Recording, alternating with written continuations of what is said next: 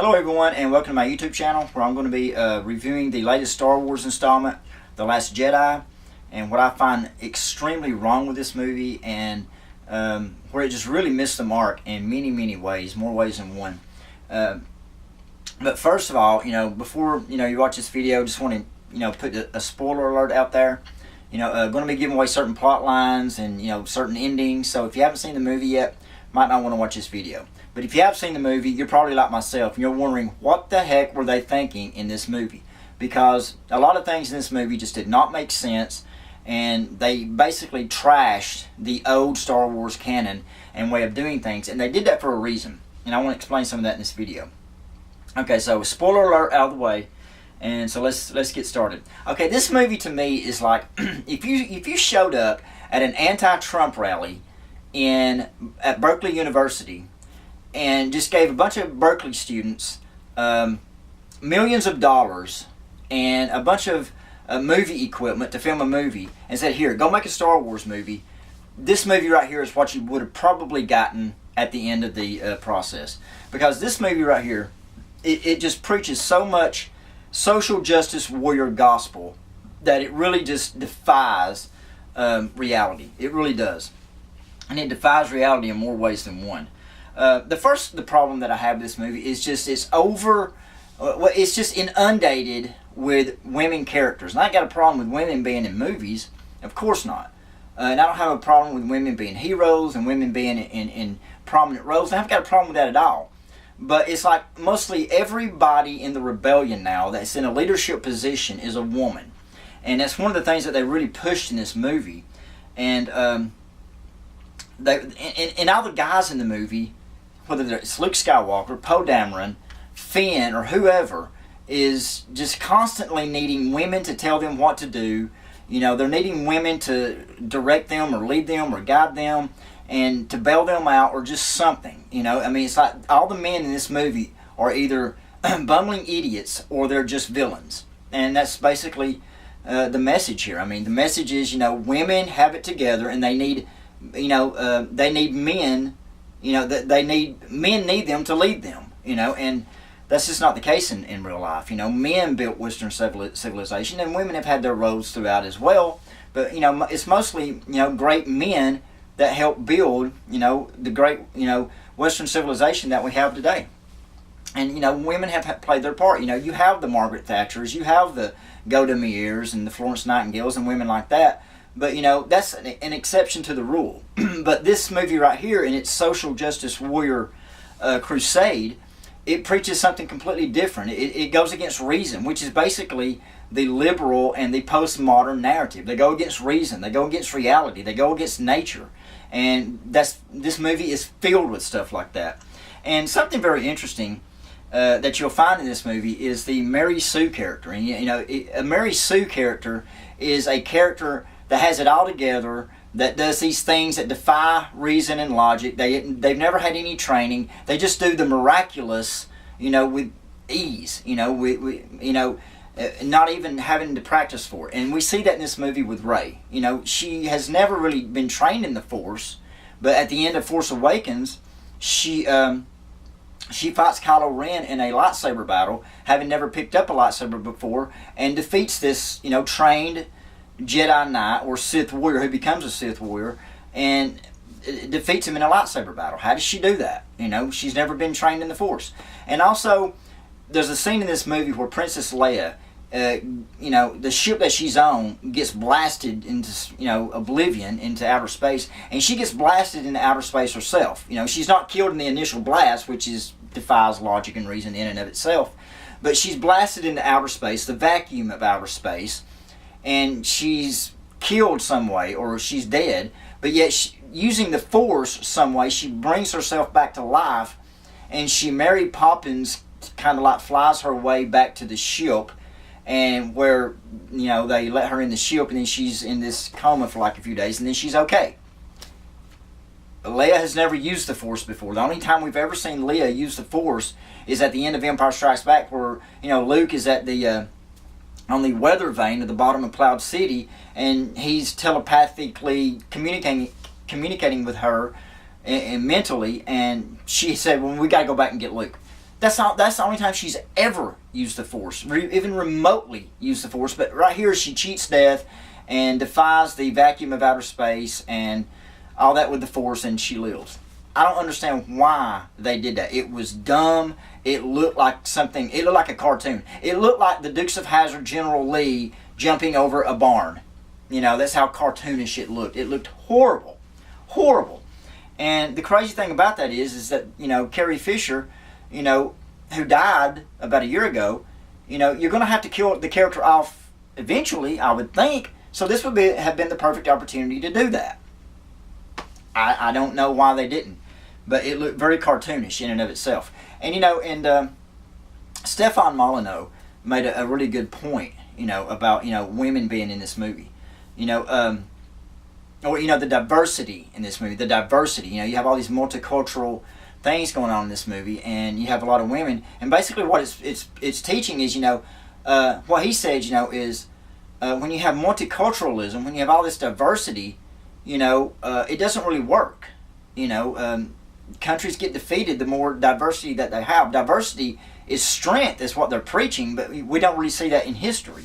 And so, if you look at Star Wars before The Force Awakens, you know, and before this movie, The Last Jedi, you know, you have a lot of, you don't really have a lot of diversity, and the rebellion is kicking butt, you know. But it's kind of like the more diversity that they have, you know, the more they're losing, because this movie right here, they're basically decimated down to nothing. And so he made that point, and I thought that was pretty interesting.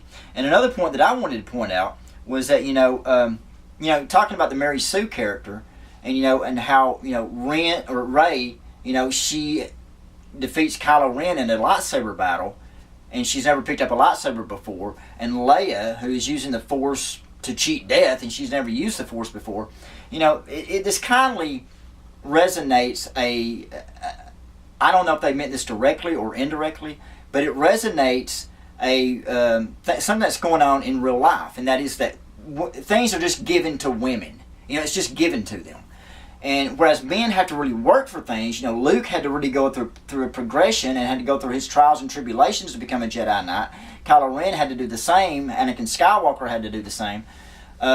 Whereas with women, it's just given to them. And, you know, where do we see this in life? You know, we see this, you know, for example, I remember Johnny Carson and Mel Gibson. They both went through divorces. And when they went through a divorce, you know, I remember in Johnny Carson in the 80s, he went through a divorce, and his wife was married to him 2 years. 2 years. And this is after Johnny Carson had accumulated his vast fortune, had been on the Tonight Show for, you know, 20, 30 years, and he marries this woman. And after 2 years of marriage, this woman, she's just not happy. She wants to divorce him, and she wants half of his fortune, you know, and she got it. You know, his fortune at that time was like $300 million, and she got half of it, $150 million. Well, why does being married to Johnny Carson for 2 years justify you getting $150 million of his money? So you see what I'm saying there. And the same thing happened to Mel Gibson. He had a vast fortune of like $900 million, nearly almost $1 billion. His wife divorces him. She gets half of it, $450 million. She didn't make Braveheart. She didn't make The Passion of the Christ. She wasn't in The Road Warrior. So what justifies that? So you see the theme here. You know, men have to really work for something, whereas with women, it's just given to them. And I don't know if the directors and producers of this movie meant that directly, but indirectly, if anything else, it kindly resonates in this movie. You know, Luke, Kylo Ren, Anakin Skywalker, you know, they all have to work, you know, to access the Force, whereas with women, it's just kindly given to them. So I don't know if they meant that or not, but that's basically what we see. And we see the same thing working in the welfare state. You know, women can have babies and have them out of wedlock, and the welfare state will take care of them, whereas men, you know, not so much. You know, they have to really work for what they get in society. And, you know, that's not an insult to women. I understand women have to work for things as well at a lot of times, but it seems like the postmodern society seems to favor the woman more than it does the male. And again, like I said before, this movie is very anti-male. You know, there's a lot of women leaders in this movie, and they're really pushing guys around. They're telling them what to do, and you know, they're showing them, hey, your plan ain't going to work, etc., etc. And so we see where that's going. Secondly, some of the worst scenes in the movie, and I already mentioned Leia flying, through outer space. And second, you know, as far as scenes go, secondly, there's this planet in the movie, and I forget the name of it, but it's kind of like a Las Vegas / Atlantic City planet, and it's you know, there's this city that they visit, and it's a gambling city like Las Vegas. It was just horrible. It was just horrible, and it was kind of like, it harkened back to the Phantom Menace, Attack of the Clone days. It was really like a scene out of one of those movies, and it was not very well done at all. And there was also a social justice warrior message in that movie, or in that scene, where they're talking about, you know, bashing against capitalism and child labor and animal cruelty. You could just tell it was more like a PSA, a public service announcement, more than it was a scene from a Star Wars movie. And fourthly, awkward comedy. The comedy in this movie was really awkward, and it was right from the get-go. I mean, it was horrible. I mean, at the beginning of the movie, there's this exchange between Poe Dameron and General Hux, and, you know, Poe Dameron is on speakerphone some way, and Hux is talking to him, and it was kind of like, you know, can you hear me? Can you hear me now? And you're just waiting for the guy to walk out from the Verizon commercial. Hey, can you hear me now? And that's the way General Hux was coming across, and he's a very serious character, but he was being made a buffoon out of in this scene, and it was horribly done. It was cringeworthy, and it was just like very uncomfortable, and the scene just drug on, and it's like they didn't, you know, there's comedy in Star Wars, don't get me wrong, and it's fine, you know, and it's usually done in a very charming and witty fashion, and it's quick, and we move on with the story. This scene wasn't like that at all. It just kept on going, and it was just like, what are they doing? I mean, it's just like, we're having technical difficulties with the speakerphone here, and it just, it really, you know, it just tainted the character of General Hux, and it looked horrible. And there was a lot of other awkward comedy in this movie. It just didn't work. You could tell this was this was Disney doing their Disney thing, and it had their fingerprints all over it. Fifthly, where does this saga go from here? You know, because you look at what they did with Luke Skywalker. They've killed Luke Skywalker, and also they killed Snoke. You know, they killed Snoke, and they were really building some things up here. They were building up Snoke. Who is Snoke? Is he Grand Moff Tarkin? Is he the Emperor? Is he Darth Sidious, or, you know, any of them other Darths? I mean, who is he? Well, the movie does not answer that at all. And it kills him off. I cannot believe that they killed this character, because I thought he was going to last throughout, you know, until the end of episode 9. But they killed him. Well, I could not believe it. They killed Snoke. And there was also a jab at Christianity in this movie that I did not like at all. And it was when Kylo Ren brings Rey to what they call Supreme Leader Snoke. And when he brings him into when he brings her into Snoke's throne room, you know, he says, "Well done, my good and faithful apprentice." Well, that's just, you know, I think a jab at Christ, you know, because I think that they're trying to portray Snoke out as a godlike figure and trying to desecrate Christianity in the process. And I think that's what that little quote was about, you know, because that's a quote out of the Bible. Jesus said that. He said, he says, those that do his will to his sheep, well done, my good and faithful servant. Well, there was just one word changed in that, well done, my good and faithful apprentice. So it's kind of like painting Snoke out to be some kind of Christ figure, and also painting Christ out to be a villain. And I kind of think that's what that might have been about. And I didn't like it at all. It was just very, like I said, cringeworthy. But they killed Snoke. I mean, they killed Snoke. You didn't explain who Snoke was. He doesn't play as big a role as what we thought he was going to play. So where does this thing go from here? I mean, is Kylo Ren now going to? Because toward the end of the movie, General Hux does address him as Supreme Leader Ren. So he's the Supreme Leader. But now you've got the First Order being ran by this whiny little conflicted, angry child, infant, and nothing like a Darth Vader, nothing like an Emperor Palpatine, or nothing like a General or a Leader Snoke. Nothing like Snoke. And so, why did they kill Snoke off? I don't know. I can understand that. Why did they kill him off? And why is it they did not explain anything about him and his It doesn't make any sense whatsoever. And then, of course, they kill Luke off, which I don't even think Mark Hamill was aware of. And I don't think Mark Hamill was very happy with the way this movie went.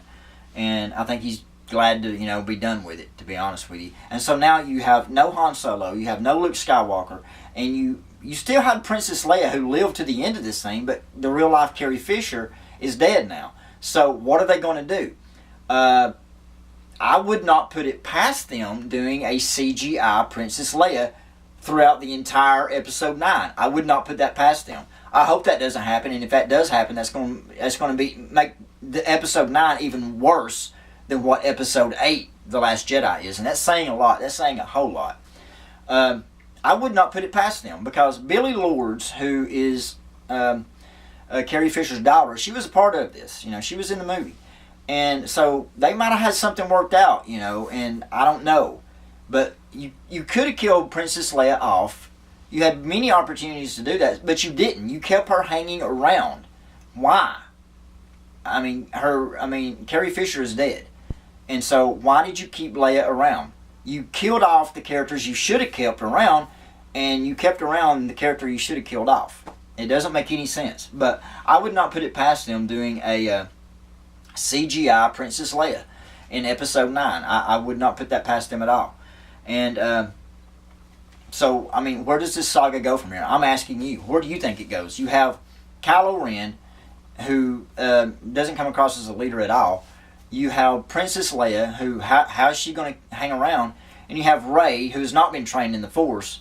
And you have Finn, which is a very shallow, empty character, as far as I'm concerned, a very boring character. And you have, that's it.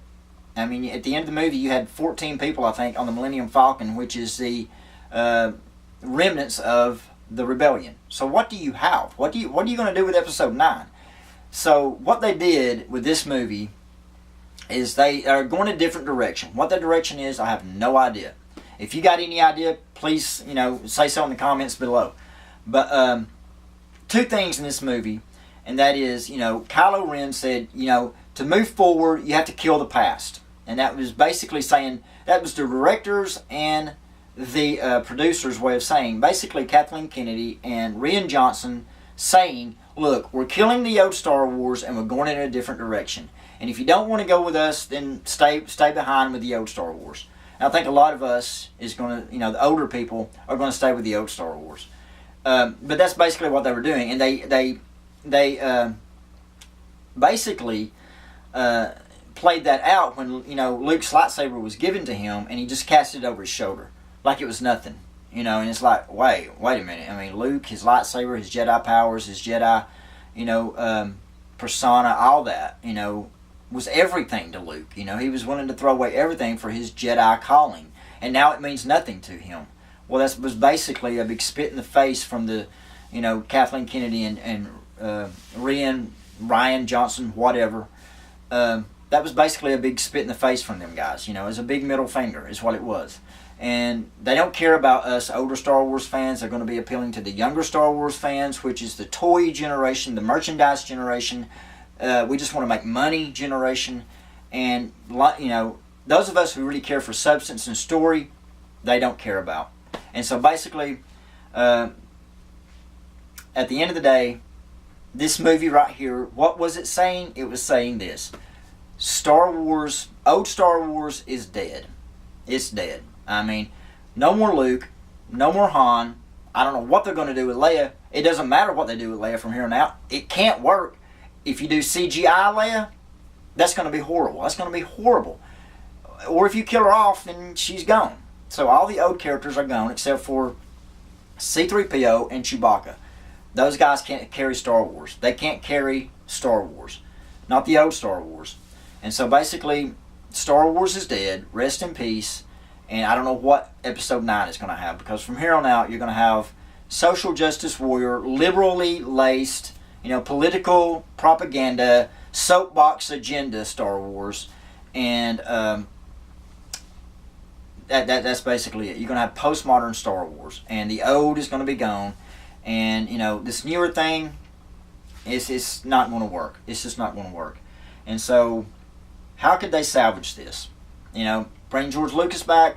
From what I understand, J.J. Abrams is going to be in charge of episode 9. I don't know how he's going to fix this. I don't even know if it's fixable.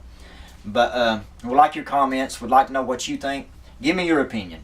What do you think about Last Jedi? I hear it's split down the middle. 50% says it's horrible. The other 50% says it's great. Well, I think the 50% that says it's horrible is the older crowd, people like me, who Star Wars came out in the theaters when I was a child. And, that crowd, and then the millennial, newer generation, they think it's great because it appeals to their politics and their propaganda. But I thought it was horrible. And as far as I'm concerned, there's been 9 Star Wars movies so far, and they go in this order. At the very, very bottom is Phantom Menace. And I still don't know if they'll ever make a Star Wars movie as worse as that. But next on that food chain is The Last Jedi at number 8. And then you have Attack of the Clones. Then you have Revenge of the Sith. Then you have Return of the Jedi. And then you have Rogue One, number 3, which I think was a great movie. Rogue One was a really good movie in my opinion. I watched it twice and loved it both times. Rogue One, then A New Hope, and then The Empire Strikes Back. That's the Star Wars food chain. But my point is, The Last Jedi, this recent installment, is near the very bottom, next to last, at number 8, because it was that bad. If you haven't seen it, you want to watch it, fine, but don't have any expectations of the old Star Wars, because you're not going to get that. So, thanks for watching my video.